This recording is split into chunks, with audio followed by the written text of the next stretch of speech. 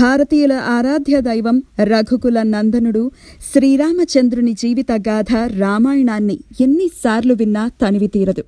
ఆ కావ్యాన్ని సినిమాలు, సీరియళ్ల రూపంలో దేశంలోని అన్ని భాషల్లో ఎంతమంది ఎన్నిసార్లు తెరకెక్కించారో లెక్కేలేదు. తాజాగా మరోసారి రామాయణం వెండితెర మీదకి రాబోతోంది. 500 కోట్ల భారీ బడ్జెట్తో భారతదేశంలో ఇప్పటివరకు ఏ సినిమాని తెరకెక్కించినంత హై టెక్నికల్ వాల్యూస్తో ఈ సినిమాని నిర్మించనున్నారు. ఇంతటి భారీ ప్రాజెక్ట్ వెనుక ఉన్నది మన తెలుగు వ్యక్తే. ఆయన ఎవరో కాదు, గీతా ఆర్ట్స్ అధినేత అల్లు అరవింద్.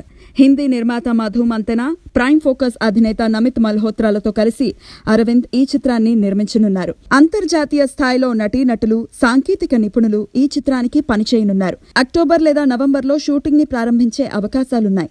ఈ సంగతి పక్కన పెడితే ఇంత భారీ బడ్జెట్తో అల్లు అరవింద్ రామాయణాన్ని తెరకెక్కించడానికి ధైర్యం చేశారు అంటే ఒక రకంగా బాహుబలే కారణం అనుకోవచ్చు. 1000 కోట్ల కలెక్షన్లు వసూళ్లు చేసి తెలుగు సినిమా సత్తాను ప్రపంచానికి చాటి చెప్పింది బాహుబలి. దానికి తోడు తెలుగు సినిమాపై దేశవ్యాప్తంగా ఆసక్తి పెరిగింది. అందుకే అల్లు అరవింద్ లాంటి నిర్మాతలు తమ డ్రీమ్ ప్రాజెక్టులను పట్టాలెక్కించే పనిని మొదలుపెట్టారు. అన్నట్టు రామాయణాన్ని తెలుగు, తమిళ, హిందీ 3 భాషల్లో 3 భాగాలుగా 3Dలో విడుదల చేయనున్నారు.